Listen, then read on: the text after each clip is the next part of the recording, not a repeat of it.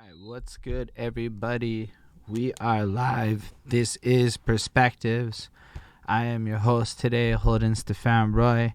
Unfortunately, everybody's other favorite host, Littyyy Bro Flacko, is unable to be here with us today, but we are in fact joined by Mr. The Bad Seed, who will come through Yeah. and share his perspectives with Yeah. us. So since Flacko is not here, as y'all know, he likes to do his little intro. So I like to do my bad version of his intro since he's not here to do it himself.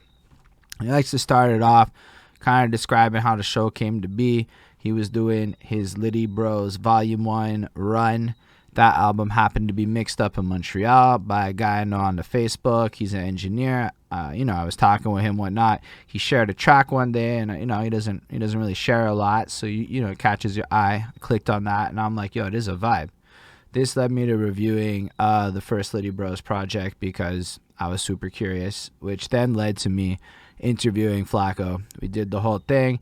And in his words, he felt it was super therapeutic and was surprised that people hadn't asked him questions like this and things along that line. And typical New Yorker that he is, when he finds some dope shit, he has to put his people onto it and proceeds to kind of run it, which leads us to this moment where we are over here on this Zoom kind of having this conversation at this point. So Yeah. in order to get this all started right, we like to I have like a proper opening question, but like the pre-opening question is, could you just introduce yourself briefly? Let us know where you're from and where your parents are from. Peace, y'all. My name is Bad Seed, aka Niggerless Cage, aka Larry J. Blige, aka your mother's baby father. And I'm from Brooklyn, New York. I was born in a snowstorm way back in 1975. It was a cold day. Woo! And mother's from Brooklyn. My father's from Brooklyn. My mother was from Marcy at Marcy Projects. My father was from Bed-Stuy. He was from St. Mark's in Bed-Stuy. Yeah, that's wildly cool info. So basically, we can say you're Brooklyn through and through. Yeah. I like that. All right, so that leads us in because it's the context for like the opening question, which is a little bit of a story. On when it lands, we're gonna start running through your story.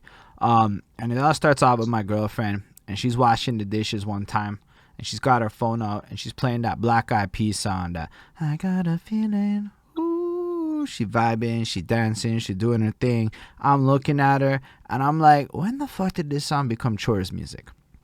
Cause like I'm looking at this song and now it's some shit that people be putting on to go jogging or to do some exercise, to do some chores, whatever they may be doing. They want to go back to the happier times when they're doing some boring whatevers.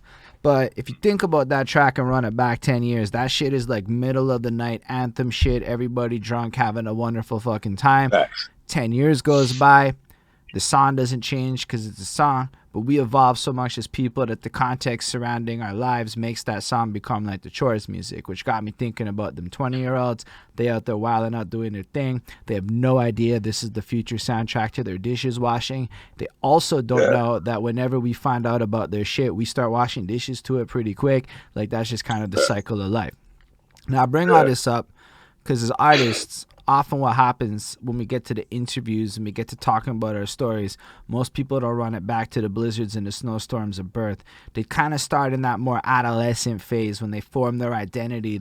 I started writing rhymes when I was my first favorite rapper was this. And if we think about like our musical journeys, that's definitely not the start of anyone's story, because like music's one of those things that's been around us since time. Like after when you came out in the hospital, wherever you was at, it's probably music playing in the room, being absorbed into you, and from that moment on, there was just a lot of stuff happening outside of your control. Like I can remember being like 5 years old.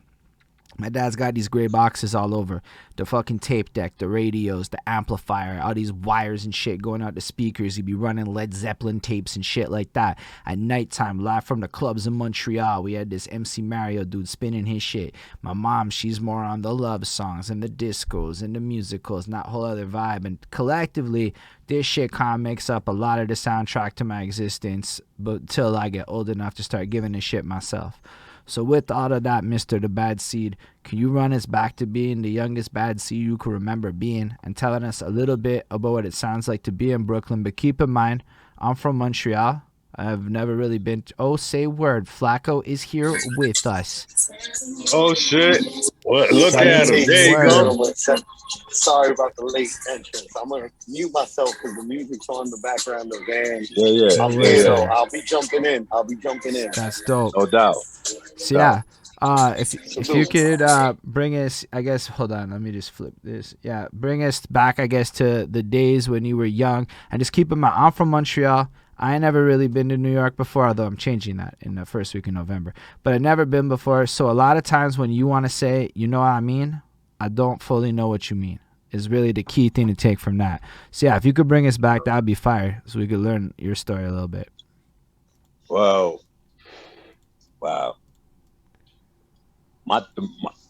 It's important to know that my mom could sing, right, initially. So, and then my father's side, they were Pentecostal. Their religion was Pentecostal, so they basically had the Pentecostal church. That's very strict upbringing. Yeah, but that was his family. You know what I'm saying? That was his family that he came from. And yeah, they was strict. Like they was on some. The girls had to wear skirts. They couldn't wear nail polish. All that. Like how he hooked up with my mom's was crazy because my mom's was banging in Marcy. Like she's from Marcy, and he was from the other side. He was from St. Mark's. My dad was the black sheep of the family. He actually ran the streets, his side of the family. So that's how he ended up linking with my mother. My dad was a DJ. He was trying to. I think a lot of the guys that I know, their dad was into some sort of record collecting. Had crates of things. And I was fortunate because I still remember these songs. There's a story, true story, everything I love. My mother tells about how when I was 2 years old, I would go to the turntable. I would take Earth, Wind, and Fire's record out, put it on the turntable, put the needle on Getaway. Getaway was my shit. Get away! And then I'm doing the baby bounce. You know how babies don't know how to dance. They just bounce. That's true. With that stupid look on the face. Yeah, that's what I was. That's basically what my mother says I did at 2 years old, just for watching that. I used to study the album covers and how Ronnie Liston Smith had like the artwork on the album covers and the Earth, Wind, and Fire album covers. I was telling Flacko, the first album that I bought with my own money was Anita Baker. You know what I'm saying? The first rap album I bought was Ice-T, Power. You know what I'm saying? Like it was That's a long, like Ice-T was that's like he was the first West Coast guy, right? Like yeah. Okay. But first. to be real with you, it even goes a little bit further back than that. Because not so much. Okay. The Earth, Wind, and Fire stuff, that's when I was young. As I started growing and getting into it, I saw like MTV. Like I came from the era where we watched MTV and they actually played videos. Right. You know what I mean? And it wasn't urban music on MTV at that time. It wasn't. It was Bananarama and Madonna and Duran Duran and Bon Jovi. Like these was Def Leppard, homie with the one arm playing the drums. He was killing it. The nigga had one arm. He was going crazy on him. You know what I'm saying?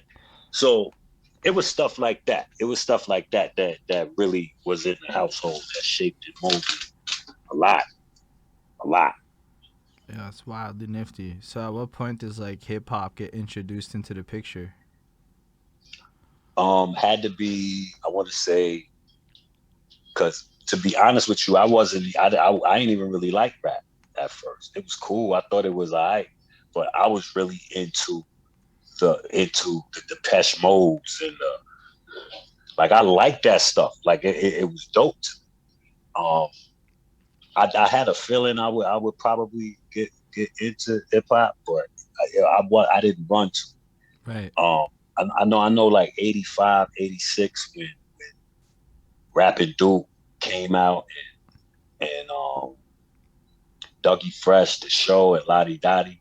Like those were the joints that had me stick my ears up. Like, okay, what's this? And then I started hearing LL and Run DMC, and I'm like, okay, all right. But I ain't really want to start rapping until '88. When I heard Big Daddy Kane. When I heard Kane, it was a rap. Let it roll, get forward. I just can't hold back and forward because I'm a male soul. Controlling effects of what the heck? Rock the disco. I was like, yo, that's it. There was a lot of sofrito coming out of Big Daddy Kane back in the days. There was no. So I would venture to say Big Daddy Kane was the sofrito god of the 80s. That's a fact. That's a whole fact. That's a whole fact. That's sofrito. That's a whole fact. That's fair, eh? I mean, to me, it's wild, right? Because, like, I'm 33, so you're, like, growing up listening to the guys that were older than me and all of the ones that they praised, and you're, like, there while these guys is dropping. And that's, like, you're, like, living it in a very literal sense of the inceptions of all this, which is wild. Are you, like, also seeing it come to life in the communities and all of that as well? What you mean? You mean as far as the music? Yeah, like the whole like vibe of it, like the whole culture kind of. Yeah. Oh yeah. It was the dope thing about it is I think I'm very fortunate to have been born when I was born, because the things that I've seen, as far as culture, period, and how it's evolved, just from music to television to movies to just everything. It's beautiful. Like just seeing a whole bunch of different eras and seeing how they impact. Like I remember when baggy clothes was the shit. Like if you wore something tight, they was like, yo, where you going with that? They used to call it young. Like, where you going with that young ass hoodie of yours? Young ass hoodie, young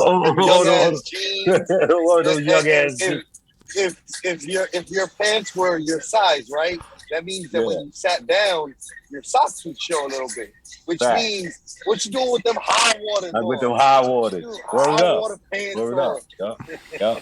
So, you know what I'm saying? Like, I seen that era. I seen it turn into the tighter the better. You know what I'm saying?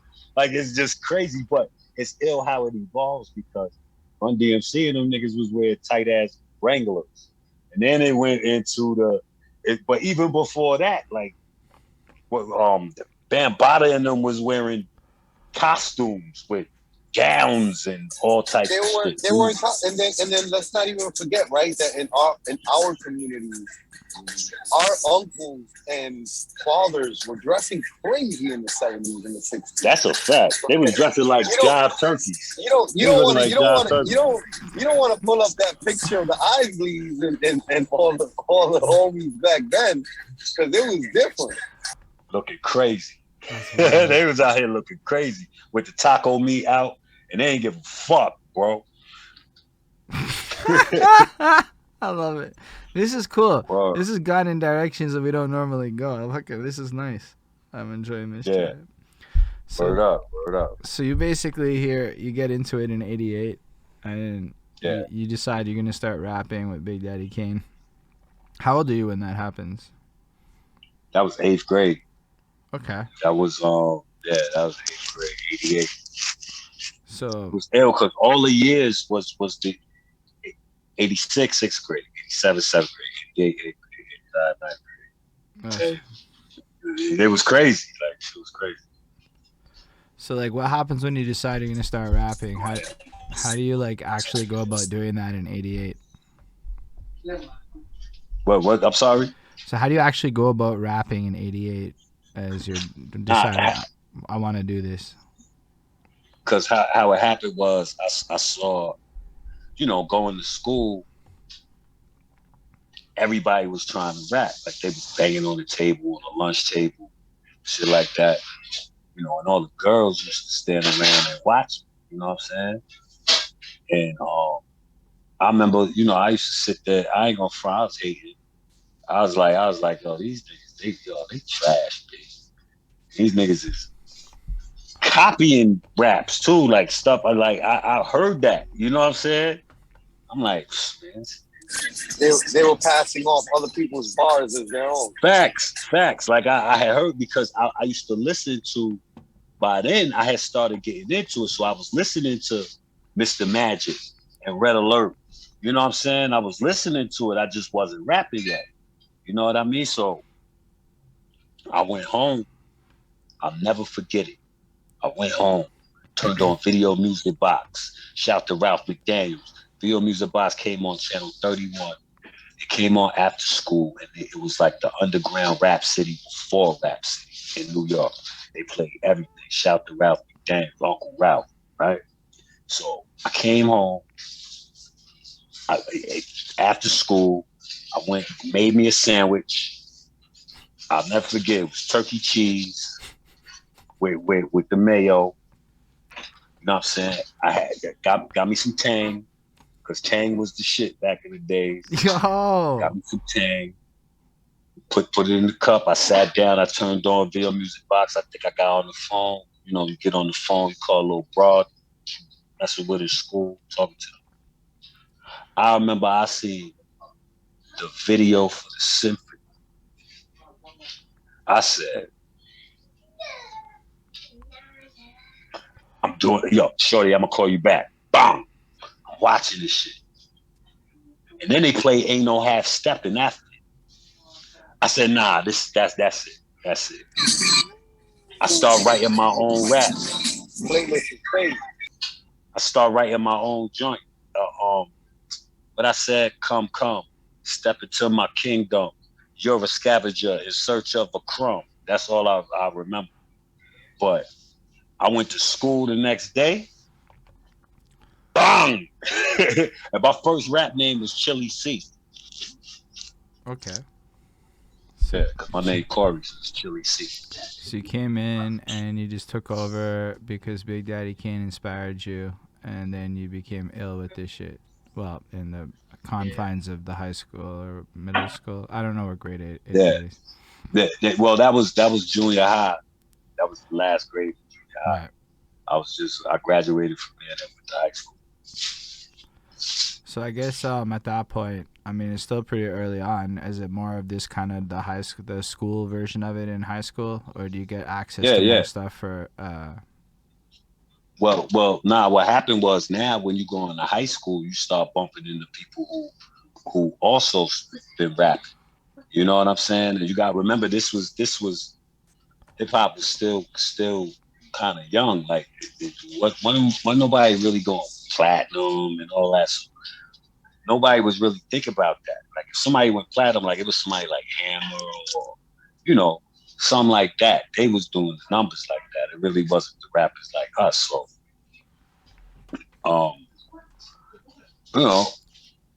high school, I started getting in my first rap groups.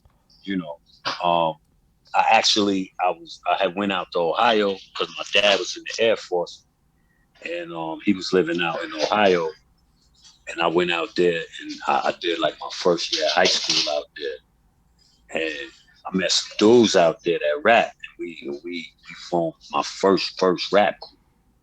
Shout to them, my man Fred Blast, my man Yell, my man Stokes. We had a crew called COA, Center of Attention. And in high school, everybody used to hate on us. All the dudes used to hate on us because the girls, you know what I'm saying? Like this was some new shit, rapping. And if you was nice at it back then, it meant something.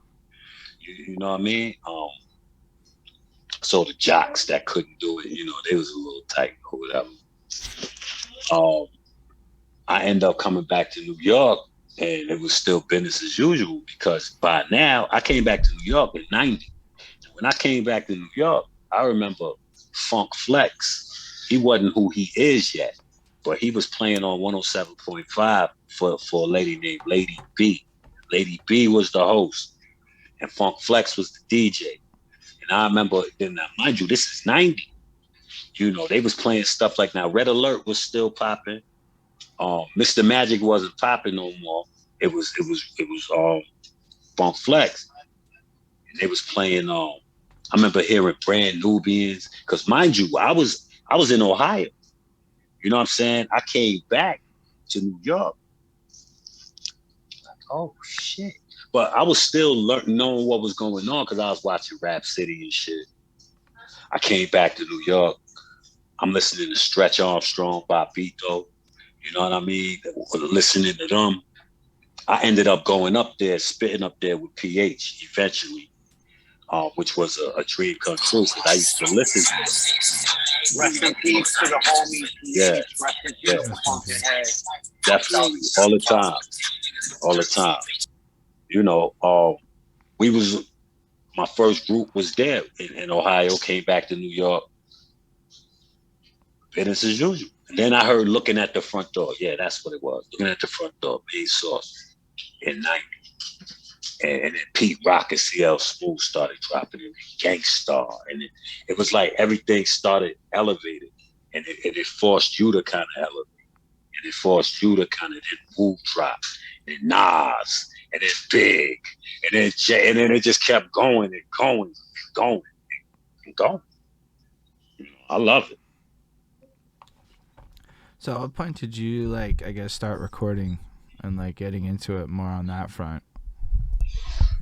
Well, it was funny because when I was in Ohio, me and my dudes, we recorded we tried to record ourselves in the crib because my pops had a mixer, and mind you, I told you he used to DJ, right. So he still had all those records and shit. So we used to make pause tapes and shit, you know, make right. The beats. And for those of y'all don't know what that is, it's a dual cassette player, and you put the one tape in there. Like, let's say it's the end of the ODB song. Doom da doom doom doom doom da doom doom doom doom. Let's say you want to loop that, so it's at the end. You will play that, let the shit record. Doom da doom doom. Doom, doom, doom, doom. Then you pause it, rewind it, bring it back. Doom, doom, doom, and you just keep doing that for 5 minutes. And that's how we used to do it. You know what I'm saying? We used to make the beats longer and we would go in there and make our songs to them. That was the ingenuity of all the young cats that couldn't afford equipment. Ingenuity. Facts. That's a fact. What we end up doing was we was like, yo, this getting kind of crazy. Fuck this. Let's try to see if there's a studio somewhere. So, you know, we did our little research, found out that there was a studio for $12 an hour. I mean, right now it sounds like, $12 an hour. But back then, that was a lot. You know what I'm saying? And we weren't working and no shit like that. You know what I'm saying? We were still living at home. You know, we talking 89, probably just about to get the gigs. You know what I'm saying? So, any of us, whatever money we did have, you know, we put it together and we would get studio time and go in there and do that. And then, yeah, man. So that's pretty much where that started, the recording thing. And so, when did the gigs and performing opportunities start? Like, you sound like you're really at the very beginning of a lot of this underground independent stuff. I was doing shows with them in Ohio. Like, we was doing little bullshit shows here and there, but we didn't really know what we was doing. We was just grabbing the mic, getting it. I didn't really learn the craft of performing until I got back to New York, and I hooked up with Gene Gray and PH and all of them making records, and we became shouts to Gene Gray. That's the homie. Yeah, she took me to 40 Flavors when I was underage. Her and Lyric before she was Sarah Connor. Shouts to both of them. Facts. You know what I'm saying? Like it's a deep history. You know what I'm saying? We used to tear New York City up as far as performing. People would be scared when we was on the bill because we would come through ripping. Like, and whatever we had on was whatever, but I mean dripping. I mean, the show was crazy. My shows alone, I used to like theatrical shit. Like I had a song called God Was a Dog, right? Where in the song, I die and I go to heaven and I'm talking to God, asking him why all this, let me go back to earth. And God's really a dog, he's a gangster. He like, nah, he was a gangster the whole time. I had a song like that back in 96. So when I performed the record, like before I would even do that, I would always do that song last, right? And then, Gene will be up there with me, PH will be up there with me. I'll do a high energy song, and then you'll just hear gunshot. Bah, bah, bah, bah, bah. The lights go off. The lights come back on. I'm on the floor. Stevie Wonder, Pastime Paradise comes on, right? Gene is over me. PH is around me. They like, no, somebody help us.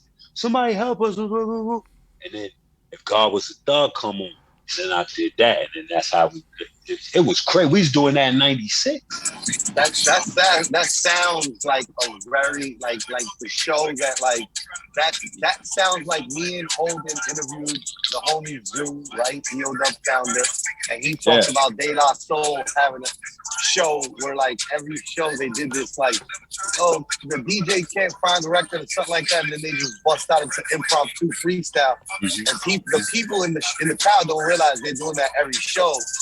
It's not really impromptu, but that's what made their show lit. That's what made their show popping. But you know what? That's the point. That's the point. The cloth of what we came from, the people that were on the bills while we were performing were arsonists. Like it was serious out here. Like it was people really performing.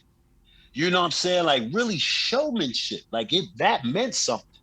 That's why anybody, I got my money on anybody from that era as far as performing. Anybody. Like you gotta remember, like Talib Kweli and Mos Def were there. They were there early. This was early. You know what I'm saying? And still dope. I remember seeing Mos Def perform and just him on stage. And just how he controlled the crowd. This was at the New Eurekan Poets Cafe. I'll never forget it. Dude controlled the crowd with just charisma and cadence. And bro, it was the illest thing. I sat back like a student. This was my man. But I was watching it like a student. Charisma mattered back then. That used to be an important essence of being an artist. Nowadays, the less charismatic and more awkward you are, the more that you're praised. Facts. Yeah, that's wild to think about. Yo, how did you link up with all of this? You're one of the only people I've talked to so far that has been like, I'm performing in the 90s and Mos Def was there. You gotta understand, that's wildly fucking cool to me. Yeah. Well, Mos and Qua, like again, they was family. Like I'm fortunate to have been around these people. I was a street guy. That was brought into that situation. I just knew how to rap. And to be honest with you, without them, ain't no telling where I would have been right now. Because they gave me an outlet. When they met me, I had a tech in my book bag on the A tree, pulled the shit out, word them over. Because they wanted to see it. It was like, no. Come here, we got something, you know what I'm saying? We heard you nice or whatever. And that was it. I ain't never leave. I started seeing things different. Most was coming through. I was calling him Dante. That was his name, Dante. You know what I mean? I was gonna say Penn. I mean, right? Like, not to make it seem like it's not right, but like back then, Mos and Kweli were rubbing elbows and necks and in kinship with a majority of all the people that we've interviewed. Like they were people. They were people. Ken was there. It's just that we are not of the like we're not big on like name dropping a lot of people. So a lot of the people that we've interviewed really like try to steer clear of name dropping their names, but it's like they should name it because it's that like people like Holden and people who aren't from the city, they're totally unaware. No, it's like I'm sitting, but you gotta like add to that. Like these guys were really it was Dante, and it was and I forget what everybody used to call Kweli, but it wasn't Talib, that's for sure. Nah, I always called them Qua. Always. But it's like it's wildly interesting because like something that's really hard to do is Google this stuff. Like I don't know if you ever really tried to Google rap history without knowing what the truth is, but like it's wildly not easy. The other side is like I'm listening to your music, right? Like and it's really tight, and I'm like this is like really good, like. At a tier of good where like I'm astounded at the view count because of how good it is. Like astounded because you can ask Flacko. I'm not one to just be like hyperbolically like just showing shit around. No doubt. I was like that's precise. The fucking mix of this is hard as fuck, but also saying something is really profound to me. Yeah, but then you're like, I'd like to co-sign real quick that like see back then, right? Like that is a very factual thing. Like. He was one of the very few, like the underground in New York City, the independent scene. It was kind of filled to the brim. Lyricist Lounge and all those guys, they teetered the line between conscious and just lyrical rappers, but they weren't street. They weren't of the streets. They weren't. They didn't speak to people of the streets. And Seed was one of. He was the one. Amongst one amongst million, you know what I mean? Like he was the only one. Really I wasn't on my backpack shit. I wasn't on no backpack. Yeah, he was not on the backpack shit. And back then, all the homies was backpack. But I ran with him. Like it was crazy. You know what I'm saying? Like they was all my people, but I didn't backpack. Like I could because I was just around. So wildly cool. Like to me, like I've reviewed Jean Grey's music. Just the idea that you be running around. I watched your Shit Happen story. And I was like, that's just like a wild story that you were with Jean Grey. And I'm like, that's wild. Like all of this is like wild to me. I'm going to tell you a secret. But it ain't really going to be too much of a secret. We were actually a couple at one point. You know what I'm saying? Like in the underground, we was like J and B before all of that. You know what I'm saying? These are facts. These are facts for the people that are in the know of back then. You got it was. It absolutely was. Anything about like, that's like a so you come back to New York in like what 90-ish you said, and then somehow 90. Between there and 96 or 7 you're running around with all these people doing crazy stuff. How do you like get from like I guess you run into them, but like I don't know, how does it like progress I guess into that point where you're actually in that place? Have I got in the loop? I can't even. My boy Magnum P. His name was Meat Pie back then. He was also in the group OBS with me and PH and him on Making Records. But P knew everybody. He was like the mayor. He's like Poison Pen. Poison Pen, Magnum P, and PH know everybody. Everybody. If they didn't know all three, they knew one of the three or two of the three. Like there's no way you were in the loop and did not know one of those three or all three. Like there's just no way, right? So I knew P from the street.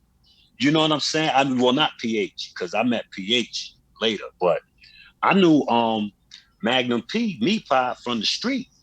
And he did a song with Jean Grey. Her name was What at the time. It was called Negro League Baseball. He did the song with, and What had a group called Natural Resource. And that group had that song. They had a video and all that. I didn't know. You know what I'm saying? And then Magnum P told me, he was like, yeah, you know, I just did a song, we did a band. I was like, oh, word, son, that's what's up. Because I had been in a group with P. We was OBS already. OBS was street shit. You know what I'm saying? So he introduced me to Gene, to what?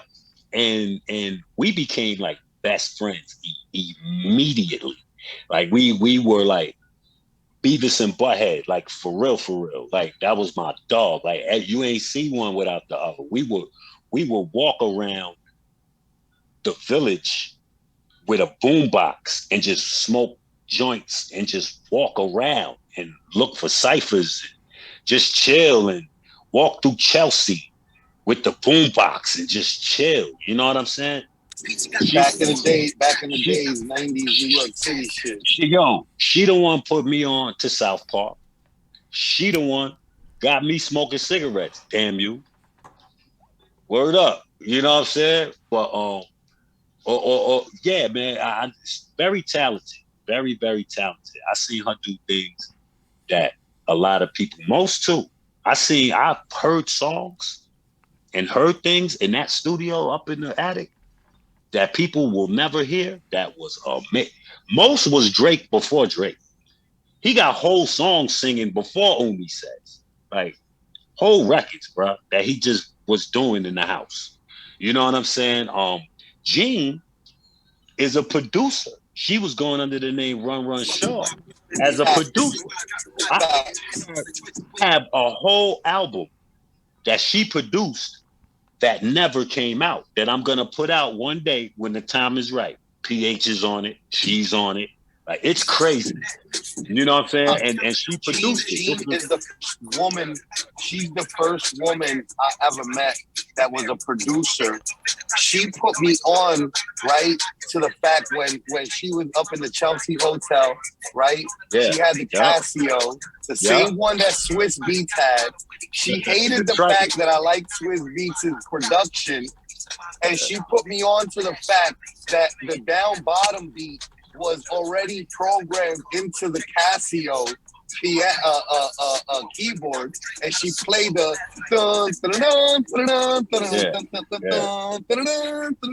and she put me on to the fact that he was basically biting. All he did was put like some drums behind it and got paid. Yeah. Very, very, very dope, man. Like very dope. And I was fortunate to be around that kind of energy at that time, because it really helped me as an artist. I was fresh off the street, bro. So in terms of like structuring things and just being creative, like I don't think I would have been able to have to do is spit bars. Right. Like I didn't know, and be in the street. You didn't even know how to count bars. Yeah. Well, I was making songs. Like I had made songs and shit before, but I wasn't really taking it serious. You know what I'm saying? But it was a haven of creativity, which is what you need as an artist. You need to be around people, especially early, around people where it's just a whole bunch of creativity, or it's just energy, yo, energy. You know, and I thank God for it. I wouldn't change it for nothing in the world. Nothing. My first time overseas with them, yo, true story. One time, it was Gene. It was the whole Natural Resource. Me, Jean Grey, Aggie, she was Ocean. Was PH there? I think PH was there. And we was in Boston. We went to go see P up at his college, Magnum P at his college. Yo, we all had to take a shit at the same time, right? So check this out. This is how much of a family we are, bro. We went into the bathroom, bust out, all the stalls were open. Yo, everything I love, all of us got in a stall and we shit together like a family. That's amazing. It was the most beautiful thing. That sounds like the ultimate team bonding experience, for real. It was, bro. I smell things that everybody smelled each other's shit, literally. You know what I mean? And when you know that everybody's shit don't stink and everybody understands they're on the same plateau together, that brings the team tighter together. Yeah, facts. You know what I'm saying? Like it just I was fortunate to be around that energy. It was just a lot of really good energy around it, and all that helped. It helped. That's amazing. That is one of my favorite anecdotes I've ever heard in my life.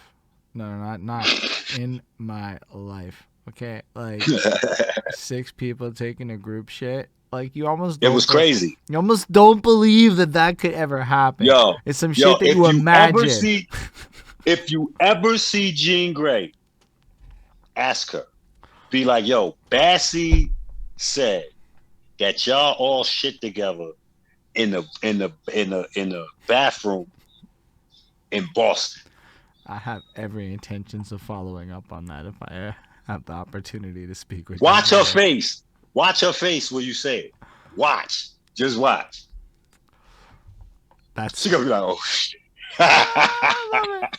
That is the best. Yo, you already know. You already know Gene's gonna hit you with the eye roll, infamous eye roll. That's a fact. Like you ain't walking away unscathed. Oh no. Oh no. Nobody walks away unscathed from a Gene Gray encounter. I'm okay with that. I can live with it. Word up. Nah, good people though. Good people. Shout to her, man. Shout to her. Amazing human being. Word up.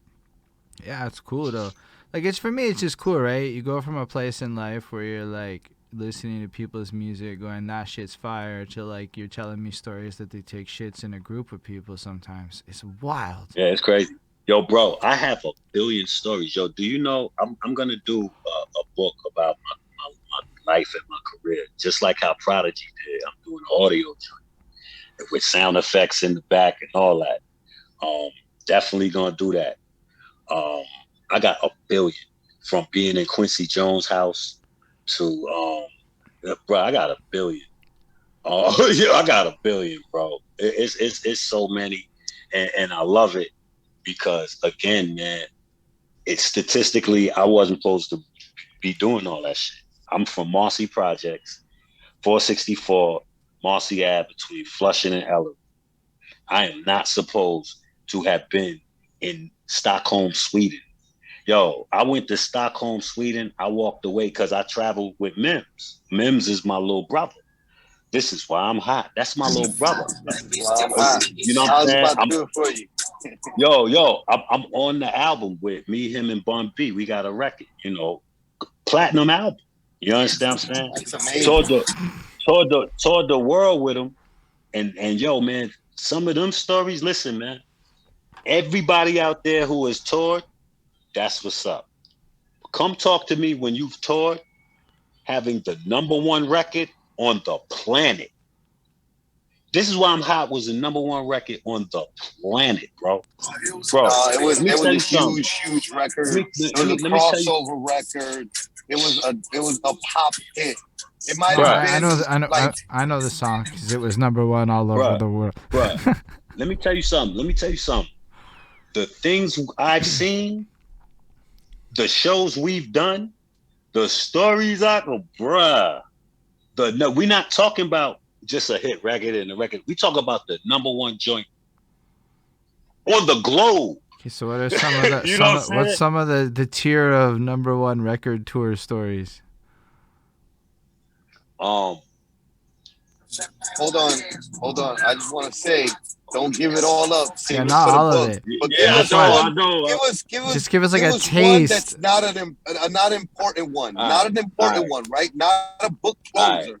Give us a middle of the book like joint. Just like a teaser, you would throw in. I'm gonna give y'all some real shit. Some real shit, yo. This is some street shit that happened, right?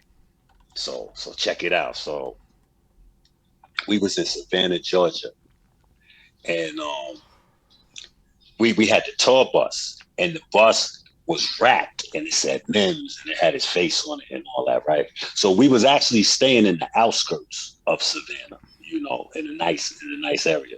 So when we pulled up in the bus, I hopped off, I seen some guys standing outside, look like they worked there or whatever. So, you know, I'm a New York nigga. I just touched down. I'm asking, I'm like, yo, y'all know where I can get some smoke at? So the one nigga, he give me, you know, we exchange numbers. I lock his number into my phone. Remember that fact. I locked this guy's number into my phone. He from Savannah, Georgia. It's a Savannah number, right? So my phone is dying though. But unfortunately, we only had time to drop our bags off because we had to go to the radio station because MIMS had to do radio. Now, while all of this is going on, my girlfriend at the time is calling my phone because one of the side things had called her. Oh God, it was crazy. It was so crazy. She's trying to have the conversation with me. My phone is dying. I'm like, oh my God, I have to deal with this. I'm so then my phone starts ringing. It's a number from Savannah. I don't know nobody from Savannah.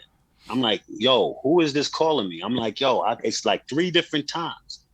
I'm like, well, the only nigga I know from Savannah, his number's stored in my phone. So I ain't even tripping about that, right? My girlfriend at the time, tripping. My phone is dying. I'm like, fuck. We finish, we get back to the hotel. I charge my phone up. I start going through the messages. Yo, bro, I'm hearing niggas like, this is why y'all hot, huh? This why y'all hot? Y'all about to get filled with hot ones. You gonna get filled with hot ones. Don't come out. Why y'all staying there? Why y'all in the outskirts? Come to Savannah. Come to Savannah. It'd be real. It'd get crazy for y'all. So I'm like, what? Right? So first of all, I'm like, this guy is stupid because we don't. You're a New Yorker, so you're a New Yorker. So that means that was an invitation. Right. So hold on. So first of all, I'm like, yo, this guy is stupid because we don't pick what hotel we stay in. The promoter picks what hotel we stay in. We don't pick that stupid shit. Like, you know what I'm saying? And so I start calling numbers back, right? Calling numbers back. Nobody answering. I call the dude that got the weed that I'm trying to get the weed from. I call that number. He ain't answering. So I'm leaning on that number because the only way niggas got my number is from him. So I'm leaning on his number. He answers the phone. Hello?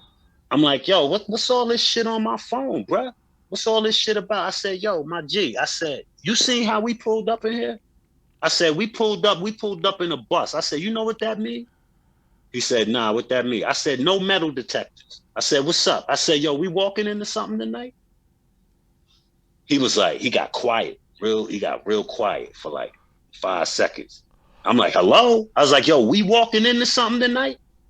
And he goes, nah, he says, yo, don't even worry about that, man. He says, but yo, can I get 3 tickets? Man, I banged on that nigga, hung up on the nigga. What you mean, can you get 3 tickets to this show tonight, right? So now I gotta tell MIMS because there's a potential threat. You know what I'm saying? And the bodyguard that we had was a big for nothing dude. Like, this dude was big. He looked scary, but every time you look at him, he smiled. Like, I would not, like, come on, man. Like, this guy, you're protecting. I already know what you mean.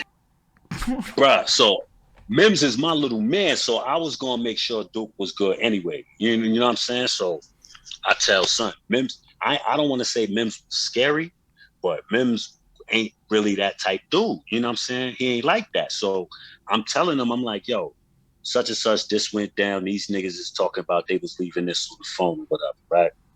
Bruh, we get to the venue. It was a little hole in the wall, right? Bruh, to get to the VIP, there was no back door. We had to go through the crowd to get to the VIP. I'm like, oh shit, this shit is crazy, right? Bruh, the niggas look crazy. All of them had gold teeth. The chicks had gold teeth, bullet wounds. It looked crazy, bro. We go through the crowd or whatever, go in the VIP, and then end up performing, and there wasn't no incident. You know what I'm saying? But the head was on swivel all night. You know what I'm saying? Like, yo, these niggas was swivel hard. What if they came up in here and they tight even when we was leaving? You know what I'm saying? Like I didn't drink that. I didn't drink just especially for that. Cause I'm like, yo, when we leaving, them dudes might be laying in the cut. Like, yo, let's wait. Let's wait for when they trying to leave, hit them niggas up. It was a couple of times like that because people thought Duke was soft because he made This Why I'm Hot. You know what I'm saying? So it was a couple times we had the one time we was in Canada and somebody came through like, where is MIMS? Where is MIMS? I said, yo, put my hand on his chest. Like, fuck you want to see MIMS for? See me. Like what you so amped for? Nigga bust through the crowd. Where is MIMS? Like, fuck you mean? Where is MIMS? Nigga? You know what I'm saying? It's crazy. Crazy. A lot of things. Yeah, I can imagine. And that's just keep in mind, that's like not a good one. That's like the low end, not worth the book story. Right. Yo, I got a real quick one. Remember Huey, baby Huey? He sang Pop, Lock, and Drop It. Rested dead. He had passed away. Yes, yo, I do remember Huey. Yo, he was on the bill with us one time out in Florida. He was performing. Me and Mims in the back. We looking through because he had all the girls, right, bro? It was crazy. It was nothing but girls in the crowd, right? So me and Mims, we looking through the curtain and shit. We like, oh, this nigga got it lit. Like he got it lit, right? Bro, this nigga was feeling himself so much. Something told him, do it, son. He jumped into the crowd to do the stage dive. Bro, all them broads split like the Red Sea. Bro, that was the funniest shit I seen. He was alright though. He was Yo, rest in peace to his ego that day. Yeah, but rest in peace to him for real, because you know he had passed away. But you know that was a ill story. You know, your life is wild. Everybody who was hot at the time. We was on tour with T-Pain. Omarion was hot. Bow Wow. What's the dude named Hurricane Chris? Hey, baby. Him, it was a lot of one-hit wonders out there. Cause you got to remember that was the ringtone era. No, you're right. You know what I'm saying? That was when I'm like becoming an adult. This is like that time for me. So yeah, man. I was the 18-year-olds kid or whatever buying the ringtones. That was me and we did all the one. We did 106 in Parks, BET Awards. Jimmy Kimmel's, Apollo's, we did all of them. All of them used to be on YouTube, but due to Viacom, they took them down. Y'all can see on YouTube right now, though, the only one that's still up is the one when we was on Regis and Kelly. If you look up MIMS, Regis and Kelly, y'all see it. We was performing This Is Why I'm Hot with a rock band. It was crazy. Yo, what's your favorite one of these shows that you've done then?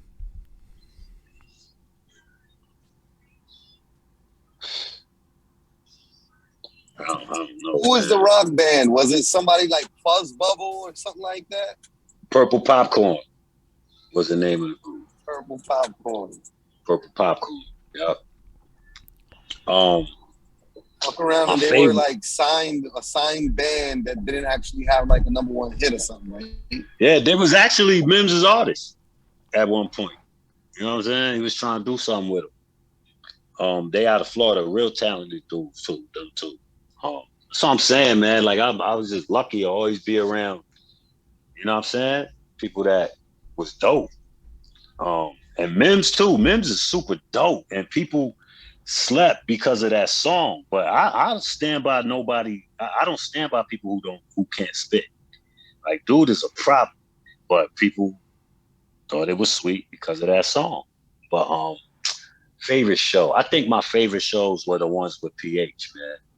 Because these were kind of early on when we used to do the Joe's Pubs and the Cooler and Knitting Factories and Wetlands and shit like that in New York. Club Lotus. We had a synergy. Like I could tell when he was losing his when he was losing his voice, his air, and he needed that bar. He needed a break. I could tell, not right there. And you held them down. You held them down. Word up. That's and vice brotherhood versa. shit. Yeah, man. Vice versa. And I think that I miss that. You know what I'm saying? I miss that because we really used to get it in rehearsing. Like we would, for no reason, rehearse. in the middle of the street rehearse. You know? Yeah, nah, that's like something that I can empathize with your feeling. There's a 2-on-2 battle that me and Jess James did together, right? And in that first round, you could see it like I'm at the end of the round of our round, like I'm doing like a 6-8 bar thing, and like as I'm getting to that 6th bar, like I'm starting to gasp, and he knows, and he just jumped in like that, and shit like that is like that's almost like fucking being able to like, you know, jump in a fight with somebody. Yeah, it's just a brotherhood that like people who don't have that, they could never understand and comprehend. Facts. And I swear to God, like I haven't had that. I've had close, but I haven't had that. You know what I mean? It's something else, man. It's something else. But I you know, I think all of the shows. Let me think. Recently, I did a show. Well, maybe the last show I did was 2.5 years ago. You know, because of this pandemic shit.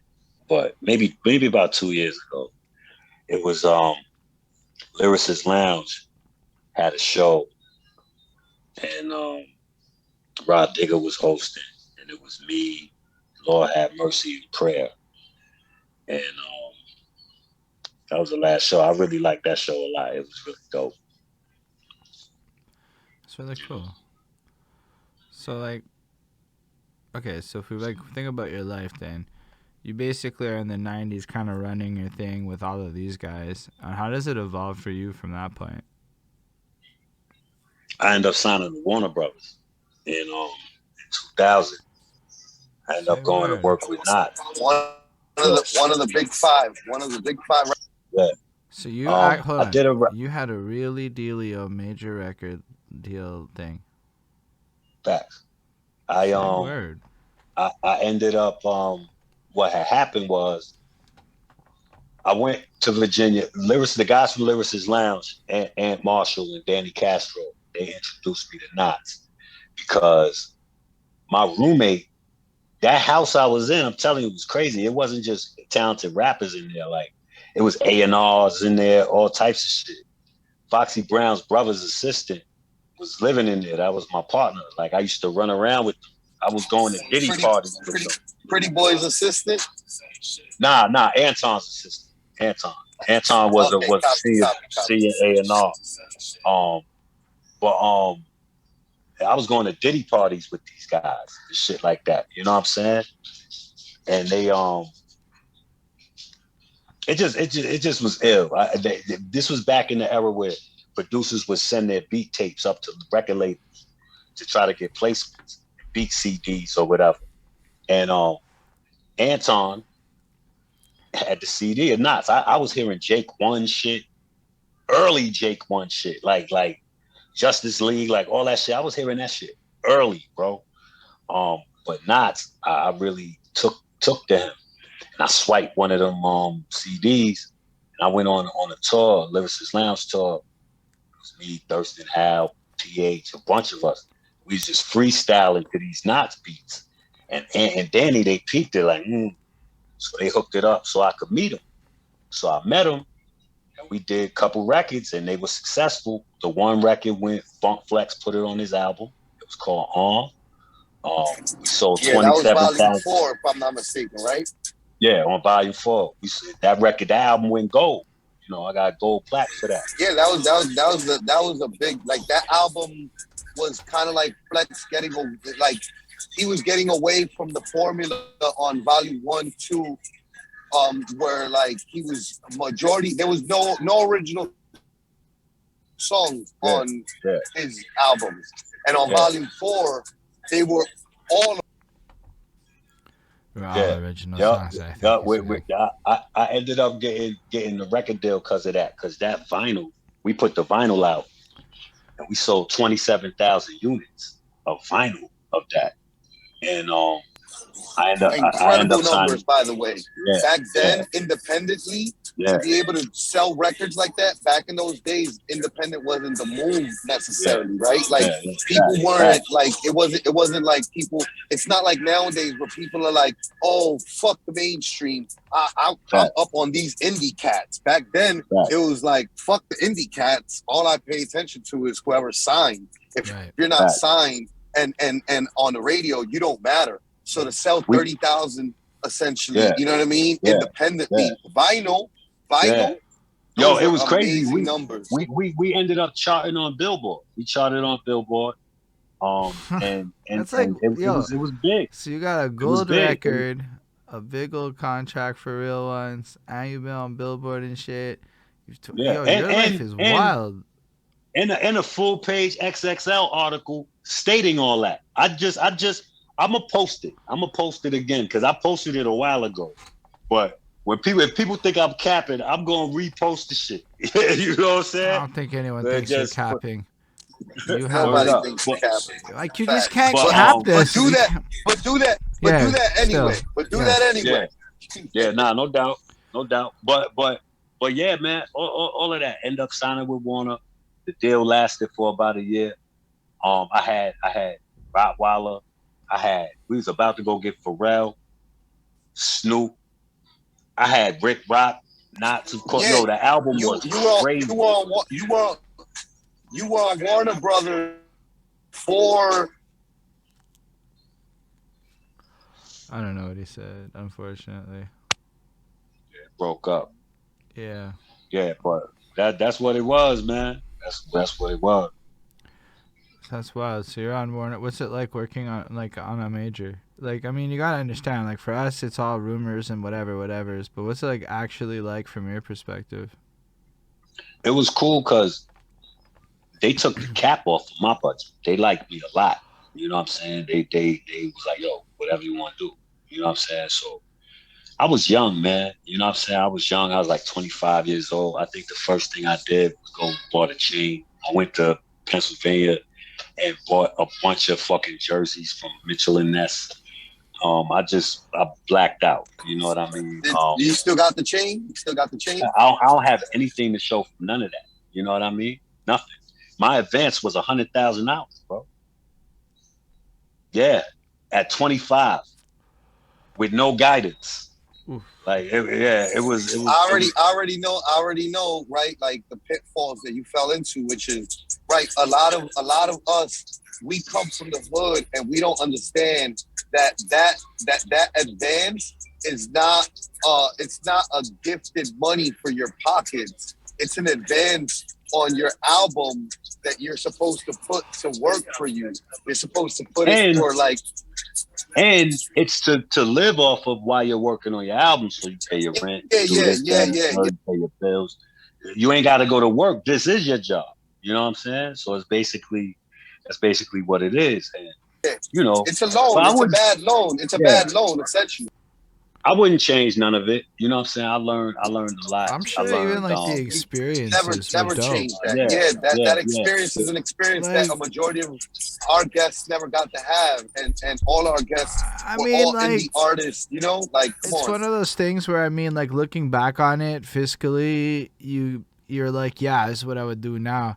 On the other hand, I don't know. It's kind of wild to be like I was 25 and blew a hundo. That's a statement. Okay, like that's the kind of statement where if you do an eye later on in life, it's just a great flex. Blew it. Like, just blew it. Because, like, who the fuck actually does it? Right? Like, everyone... Yo, let me tell you. I know a lot of broke rappers that make songs about that shit. No, listen, my man. I was in clubs. I was in shit like Planet Hollywood used to be popping on Wednesdays. Like, Club Envy used to be popping, right? So I don't even drink like that. Like I do, but I really don't. Bro, I was in the club buying $500 bottles of champagne.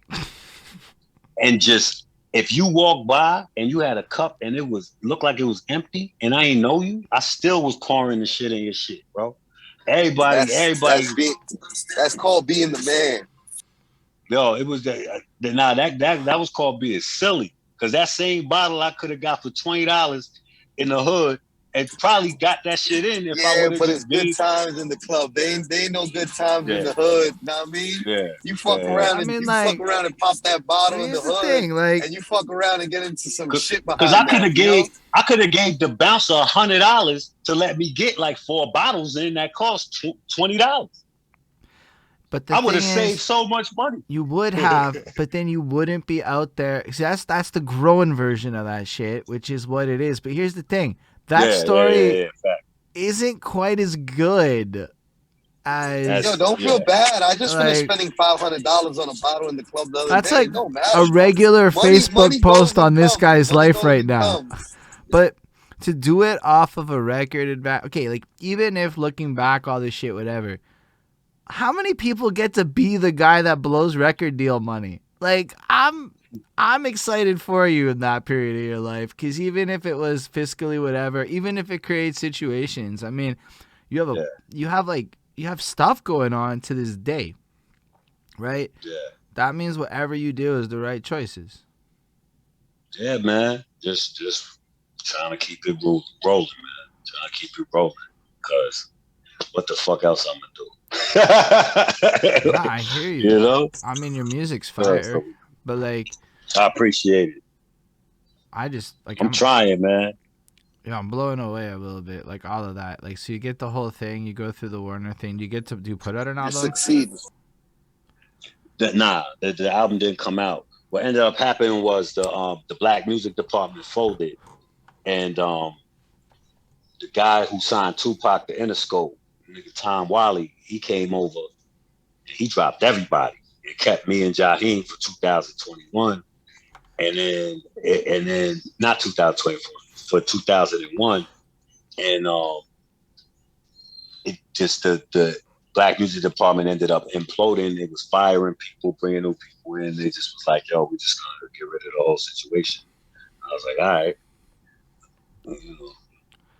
That sucks. Another industry pitfall that most people aren't aware of, how often it is that like the labels fold into each other, and departments fold, and like the hip hop and the black music department at record labels is always the first department if they're cool with just saying fuck you. To be honest, I definitely wasn't ready though. I definitely wasn't ready, and I'm glad that it didn't work out. You know what I'm saying? Because, bruh, I blew that hundo. You know, telling what else I would have. Yeah, I can appreciate the sentiment of that a lot, actually. I think about that kind of thing because I'm in my 30s now, so I'm not like as kind of, well, my priorities are a little more growing, I suppose, in the way that you're describing with your money spending. So it's like, I definitely had fun though. I definitely had fun. Like you can't. I tell you. Like, even if I got rich today, I could never be that guy because I'm too old for that shit. So, like, that's a moment in time where, like, if you got it, you got it. And that's, like, wildly cool. Right. Same here. Like, half the shit, or 3/4 of the shit that I was doing then, I wouldn't do now if I had it. You know what I'm saying? Like, yeah, like I was wilding. I was wilding wild. And you know, you start to, especially when you're from the hood, you start getting that money. You're in different circles now. You're not in an underground circle, so now you're dating actresses, people that you see on TV. Now you're dating R&B girls in groups. Like, it's crazy. Like, they're right there. Like, it's just crazy. It's crazy. Honestly, all that's wild, and that's like even without the album coming out or anything. Did you get to drop a single or get anything like that? Nah. So you get like all of this shit, and you just kind of like, so basically, effectively, you're making all the music, and then what happens to it? They own it. So if I blew up tomorrow, they could put it out. But of course, I still get my money because I wrote it. So, you know, but yeah, they had bought me a studio. They put it in my crib. So they said, you can keep the studio. They gave me $20 grand to leave. And they was like, we keep the masters. It's like, fuck, I'm gonna say. You know what I mean? Yeah, I hear you. And then so what happens after that? I guess you're in the means to go a little more independent if you've got a studio in your Not crib. a bad deal, by the way. Even with it falling apart like that, that's a great deal. Like studio equipment alone. Yeah. No, it was cool. It was good. It was good. It was good. It was cool. Shout to Warner Brothers. What you call it? After that, I had a couple little production deals here and there. And I started trying to do it myself. And then things started changing to MP3s. It just was a lot. And then I, kind of fell off. I was retired. I was making music, but wasn't really too serious about putting it out. And then PH passed. And then that changed everything. And then I'm back. And changed everything for a lot of us, man. Yeah. I'm back for him. You know what I'm saying? Because I talk to P. I talk to P all the time. Our show wouldn't exist if it wasn't for PH. See? Big facts. On my end, I wouldn't have never been like so focused on, like, I'm very focused now on like trying to like this story, bro, your story, it's important. Pen's story is important. Everybody, all our stories is very important. And people don't realize it's important until one day, I'm here, guys. From now, maybe years from now, but the point is that it matters, and it's gonna be something that people are gonna need, because a lot of shit that got done, like Holden said, it didn't ever get documented. It didn't. There's no Wikipedia for that shit. There's no Google for that Facts. shit. You know what I mean? Facts. And our stories got to be told. And the last thing that I want is for another one of us to pass away and not be able to have told his own story in his own words, out his own mouth from the beginning, and not just, right? Like most hip hop interviews are like, so when did you fall in love with hip hop? And then like, would you like to be on Love and Hip Hop?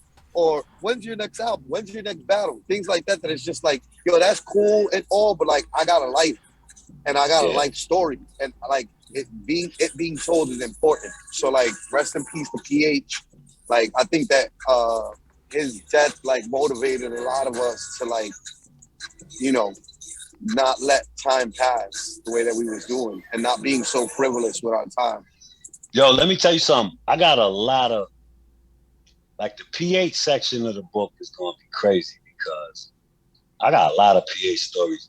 Me and him literally slept on the floor together, eating Chinese food, and had nothing. Like, you know what I'm saying? In the studio, like, dirty socks. You know what I'm saying? Like, word. You dig? Like,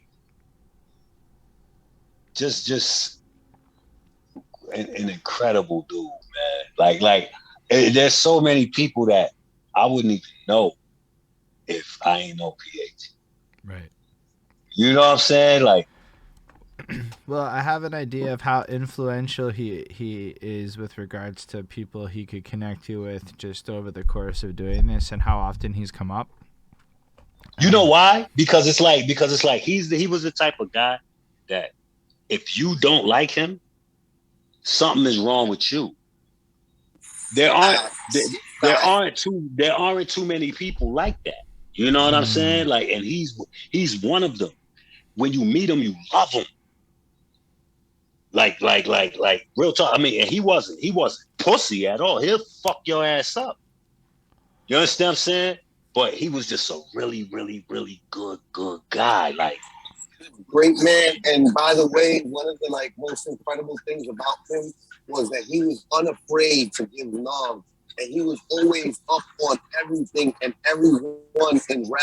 And he was very big on giving opportunities, right? Like again, we wouldn't be here doing this show if it wasn't for PH passing, and we also wouldn't be here doing this show if it wasn't for PH looking out for me. Like, without, like, no, like, oh, you're Saracana's bro, so I'm going to give you an opportunity. Nah, it wasn't that. It was, I'm going to give you this opportunity to battle. And then when he saw my talent, he was like, I fuck with you. I like you.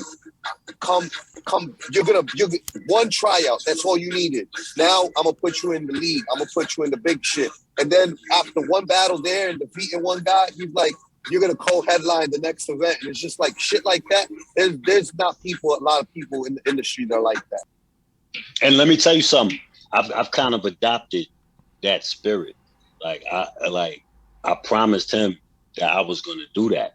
So like if my last couple albums, most of the producers on there are people you haven't heard of. What I do is I'll go on Instagram and just I'll pop into people's lives. They'd be like, oh shit. They'd be like, shout to Bad C, what up? I'll be like, yo, if it's fire, I'll leave, fire joints in there. If it's not, I'll say something supportive or whatever and keep it moving. And then I hit them up in they DMs and I'm like, yo, let's work.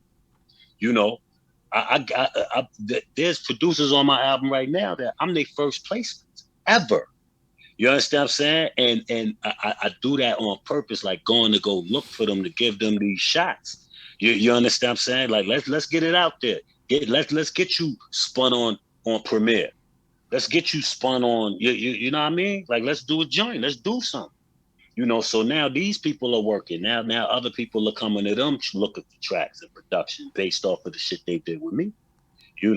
So I learned that from PH thoroughly. Yeah, it's wildly cool. Like, just that you do that, like that's really dope. Yeah, I just put randomly. I pop into people's lives, just pop in, and then my Instagram is the Bad Seed Brooklyn. So there is no mistaking who. You know what I'm saying? So like, either you know who I am or you don't. If you do, then you already know that I'm probably looking for some things. What's up? You know what I'm saying? What up? That's dope. So basically, over the last while, you've been like kind of pushing out the music, and how has it been in terms of this like return to music? What's this run been like? It's been love, man. It's been love. Of course, the views don't really match the love and this, that, and the third. I was just having this conversation earlier. Quite a few people have been telling me recently, like, yo, it sucks that the views don't match what the talent is. Like, they like, yo, bro, like, you really need to be seen. Like, yo, what is going on? Like, woo, woo. It's a lot of factors, man. I mean, there are haters, and it's a money thing. I'm a 9 to 5 nigga. I invest in myself, yeah, but I also run a label. I make sure Honey De Niro's good. I make sure Free God is good. As far as the projects that we putting out, and my producers and stuff like that. So, shit costs. So, if I had to bag, it'd be a wrap. I'm knocking on heaven's door right there. Like, and that's what it is. So the love has been cool. The people who know. The people who don't end up finding out eventually. So that's why I keep dropping music. I got a project with me and Flacko, we're gonna do some shit. You know what I'm saying? Yes, we are. I got a project with Snow Goons that I'm doing. I got a project with Easy Mo B that I'm doing, and another one with Team Demo. We got a lot of work, man. We got a lot of work. Heavy names. Shouts to all those people. Word up. I appreciate that, and I like the fact that you're like whole like I don't know. I've listened to 2 of your projects. So I don't want to act like I know a lot of your music, but they felt cohesive and like almost like conceptual, and I really appreciated that. Yeah. Which ones did you listen to? The one with the hashtag something coming home. Oh, Get Home Safe. The Get Home Safe, gentrification one, which I thought was wildly cool. Like that whole project. And I don't remember the name of the other one, but it was something else on your Bandcamp. Yes. Get Home Safe was the album that came out before this one I just dropped, Alpha. Alpha's my baby. That just dropped. But Get Home Safe. Yeah, you're right. A lot of my stuff does usually have a theme to it, just because that's the era we come from. The albums, the great albums have a theme to it. Like, they didn't just take a bunch of songs and throw them shits on it. Like, it felt like you were getting an experience for 45 minutes. You know what I mean? Like, so I got that. I got that in me. So, like, all my joints, like, I got an album called The Return of Biggs and Wayne, featuring it's me and my man Naps and Dreads. And basically, he's a Jamaican guy. Every time we talk on the phone together, for like the first 5 minutes, we talking patois to each other. You know, I'm from Brooklyn. Brooklyn has a lot of Caribbeans there, so I grew up around a lot of Jamaicans. So we'd be like, yeah, man, why y'all chat about? Why y'all call me? You know, and we both really like Shotters. So, you know, I was like, yo, you know what? We should do the sequel to Shotters, but make it an album. Let's make it to where Teddy Bruckshot, the villain, sent the hit, but he missed. So the rest of the album is us trying to kill him. So I reached out to the real Teddy Bruckshot, Louis Rankin. Rest of dead. We was his last project before he died. He did the intro for us. You know what I'm saying? He did the intro for us. And that's my favorite album because I was Wayne and my boy was Biggs and we embodied those characters. And really, Rashid Chappelle's on the album. DV Alias Christ. The shit is hard. You know what I'm saying? The shit is hard. And then shouts to DV. Yep. Then we got Kill Switch. Kill Switch is an album that we did where does art imitate life? It's basically the concept is a little boy finds a comic book, and he's a good kid. He's a real good kid, but he's fascinated with the streets. He finds a comic book. It's called Kill Switch. Kill Switch represents everything bad, Sodom and Gomorrah. He starts reading this and becomes engulfed into the book. He meets me. I got beef out there, all this. So now I gotta protect him and make sure he good while I'm taking him through this area, through hell. And now the whole thing is, will he end up like me? Or will art imitate life? You know what I mean? So that was Kill Switch 1. Kill Switch 2 was me, Honey De Niro, and Stuck B, Sean Price's brother. We got together and we made a group, the Devil's Rejects. I was Otis, she was Baby, and he was Captain Spaulding because he looked like a black Captain Spaulding with the beard and the bald head. So did that just like the movie Devil's Rejects. Like, you know what I mean? You know, I like doing projects like that. You know, that's put it on. To me, they're really cool. Like that whole level of conceptualism, I really like a lot. Yeah, man. And then at a Just song by experience. song level, you still bring a consistent style with like a lot of power. Yeah, man. Nah, man. I've been rapping for a long time. Like I think at this point, if I wasn't able to do that shit with my eyes closed, I need to stop. You know what I'm saying? For real. For real. I think I done put in my 20,000 hours of work. Yeah. Facts. Absolutely. You did that a while ago, baby. Word up. Yeah, it's really cool. Like I think the cool part is you're still doing it. Yeah, man. Yeah. I ain't got no choice. Especially P not here. No choice. We gotta keep it going. If I was to quit right now, I swear to God, I would hear P like, son, you bugging, son. Come on, son, you bugging, son. I can hear him. Nah, man, I'm good. I don't want to hear that. I don't want to hear that in my mouth. That's dope. So what's coming next for you then? Do you see the next phase for things? Yeah, those projects. You know, the project with Flacko, right. Project with Mo B, project with Snow Goons. I'm sky's the limit, man. I do films too, man. I got a movie on Amazon Prime right now called The Thin Black Line. I wrote, directed, and produced it. Yeah, it's about police brutality and two cops. They're black and they're racist, but they're not racist against white people.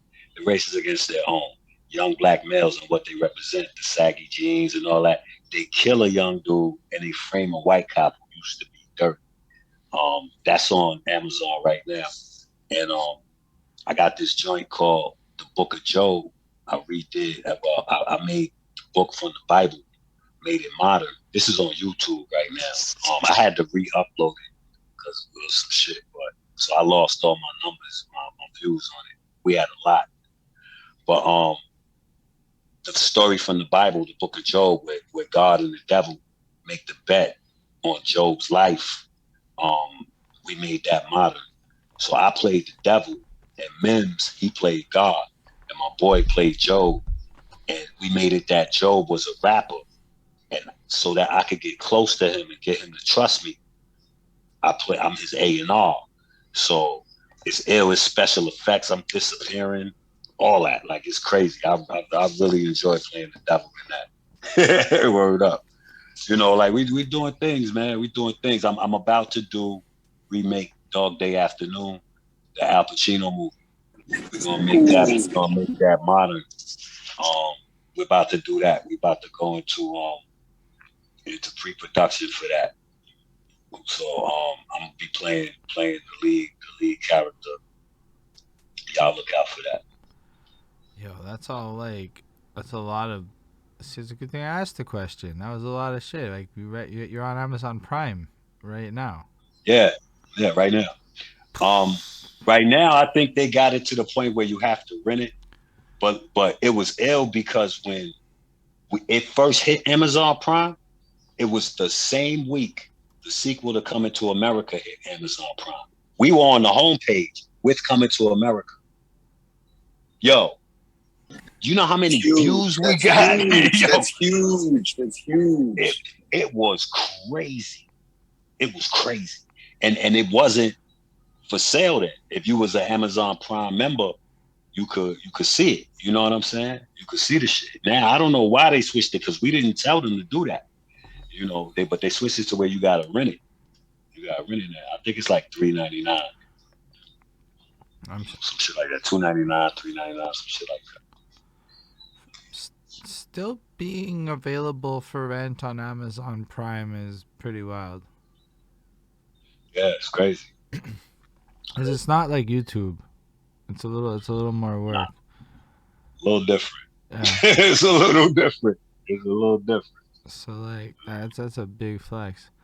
Honestly, y'all should check that out for real. It's like, I don't know. Sometimes you do some dope. shit and it's you're dope. like, holy fuck, I don't even know what to say to that. That's like, it's dope. A Y'all whole like other it. level of cool that like you weren't even. And you're gonna write a book.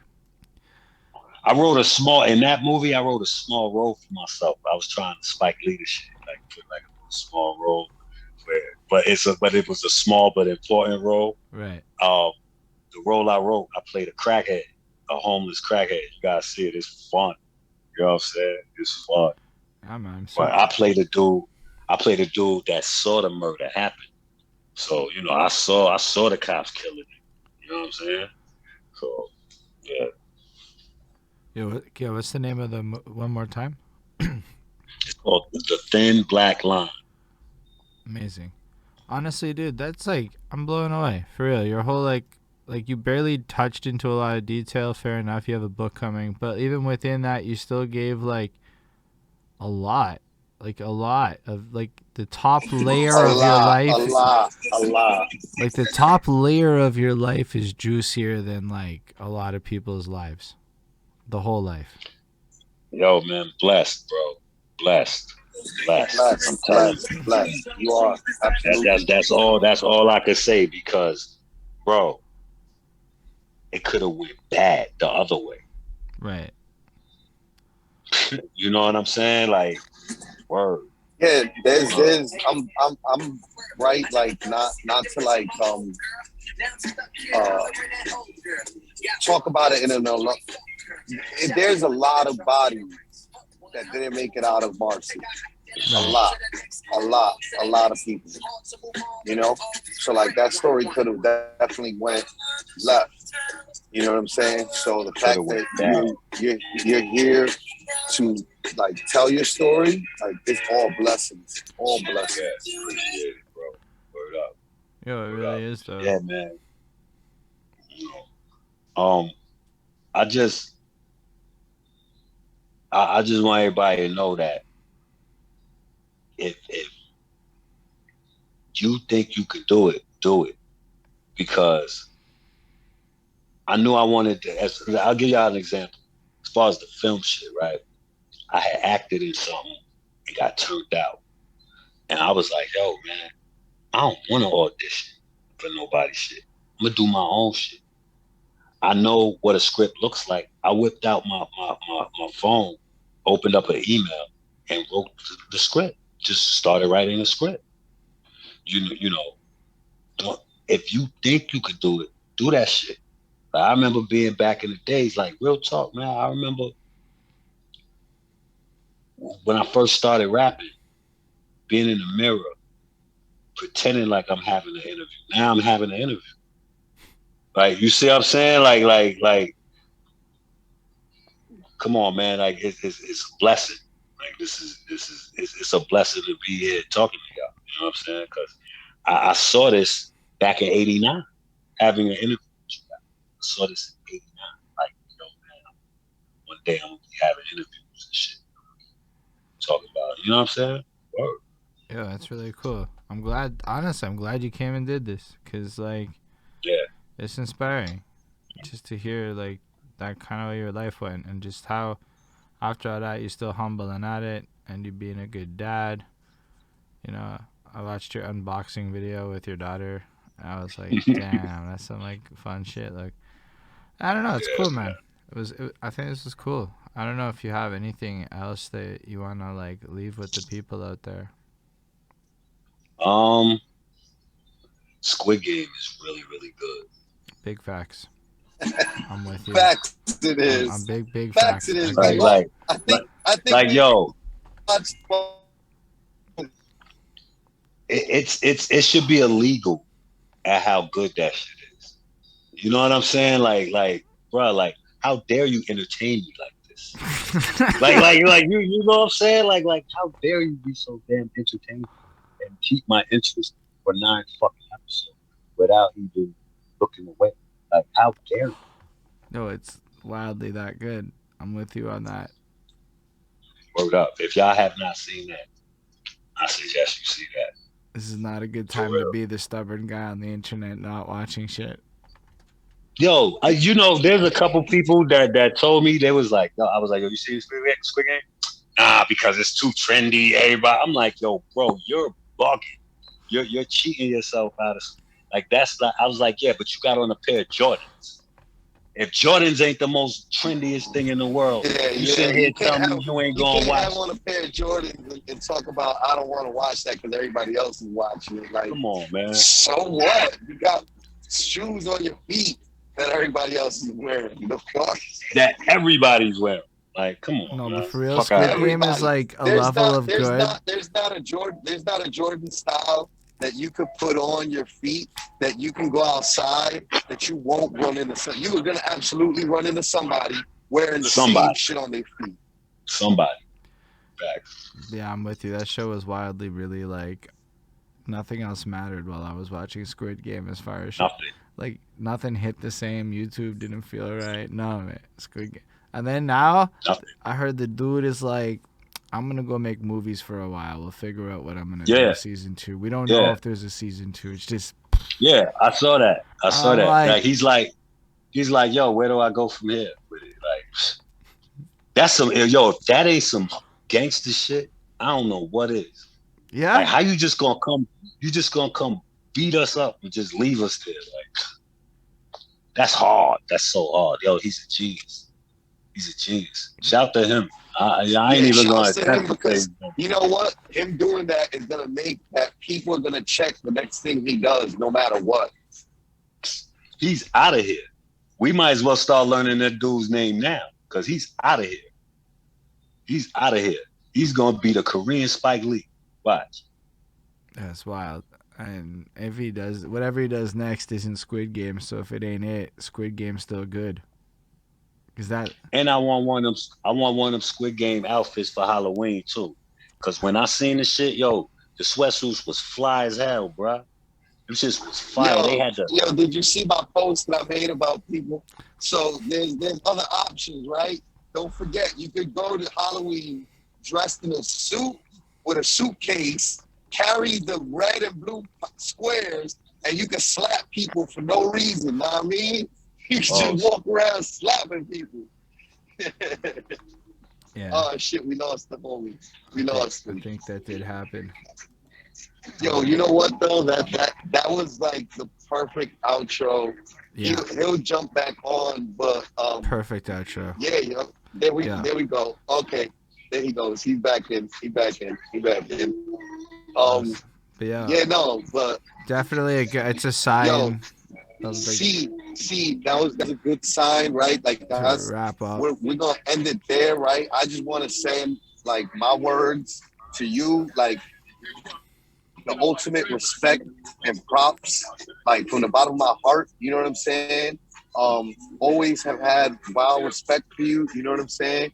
PH has Likewise, always bro. had nothing but great things to say about you. And like, I look forward to what we're gonna do together, and I look Yeah. forward to watching the rest of your journey. Yeah. Yeah. Yo, I appreciate that, bro. And likewise, I fuck with Flacko. Flacko remind me of me. You know what I'm saying? Flacko be on there talking that shit. I love it. You know what I Yeah. mean? I fuck with Flacko. I fuck I with be Flacko laughing, too. yo. He be having me dying, bro.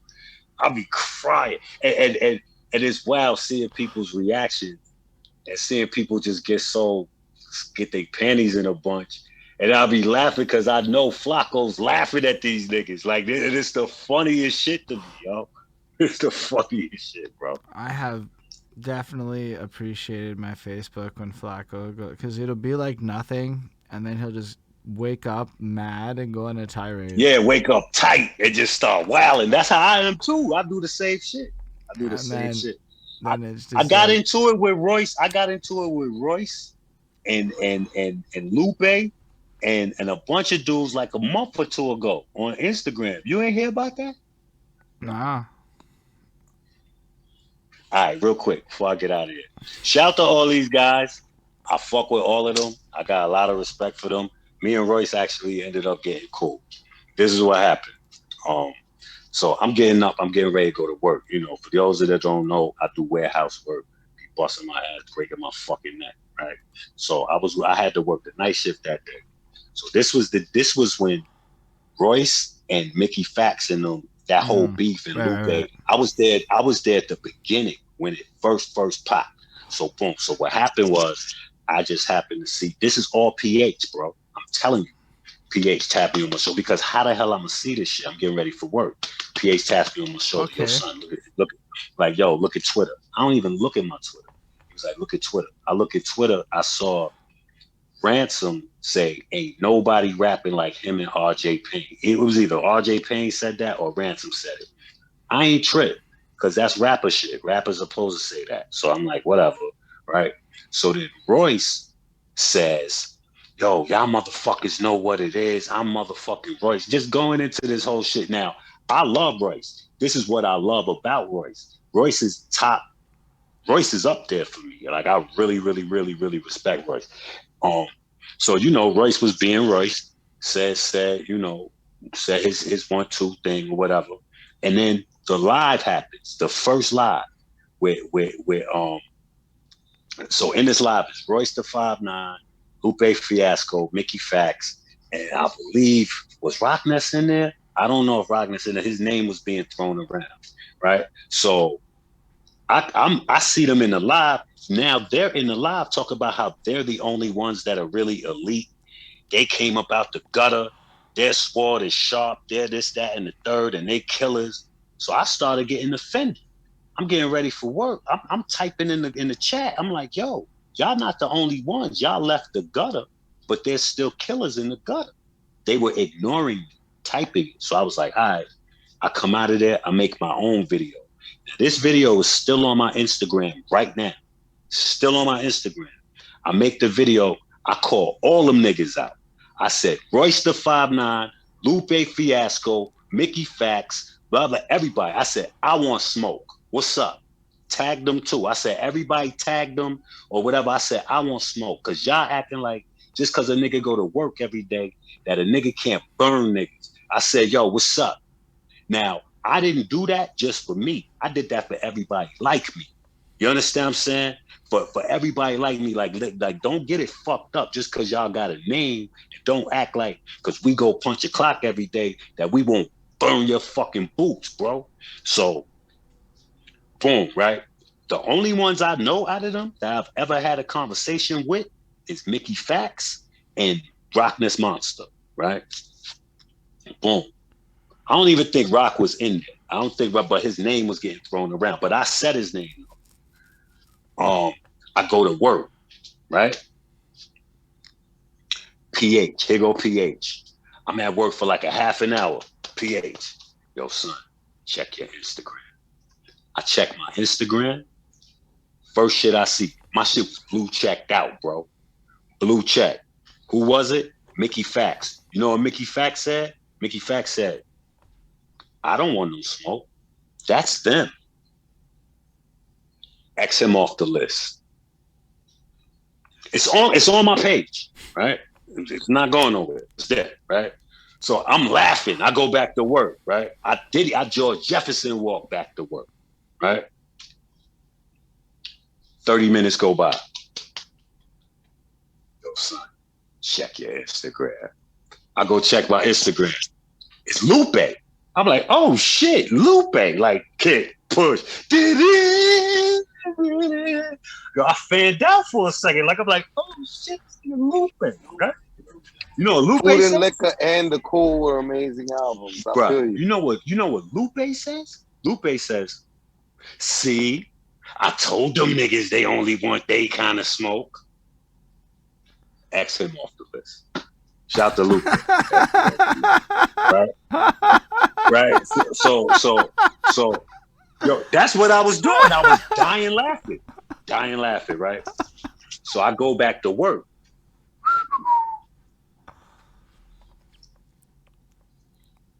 It's PH. He said, yo, son, check your Instagram. Bro, I go look at my Instagram. It's Royce. Bro, Royce sent the long ass paragraph, right?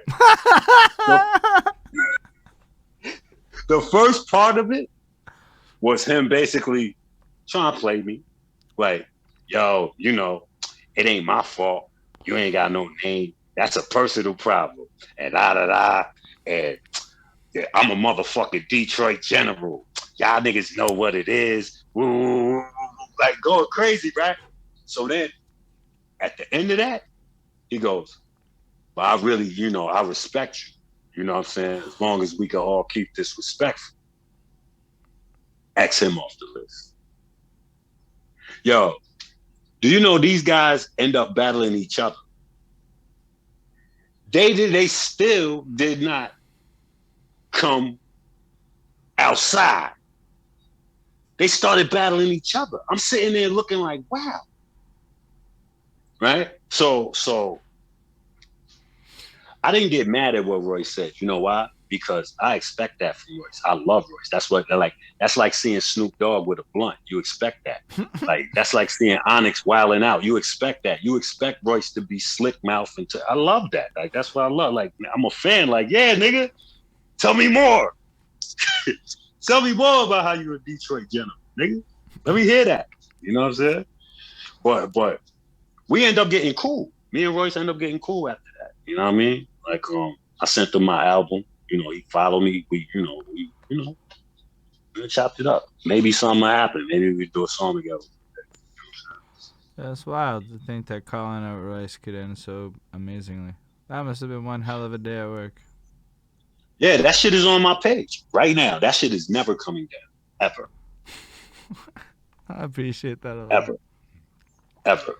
Because can nobody ever say, I don't want nobody ever say nothing. I'll be like, refer to the Instagram post, please. Because, you know, unless they delete their comments, I should screenshot everything so that I still have everything and then put that in the storage drive and then put that on the USB key that's offline. Man, look. Definitely do that. Definitely do that. Yeah. Definitely do that. Screenshot it and save those. Yeah, that's definitely one. Save those receipts. Save those receipts. Because it definitely happened. That could be the cover of your book. You know what?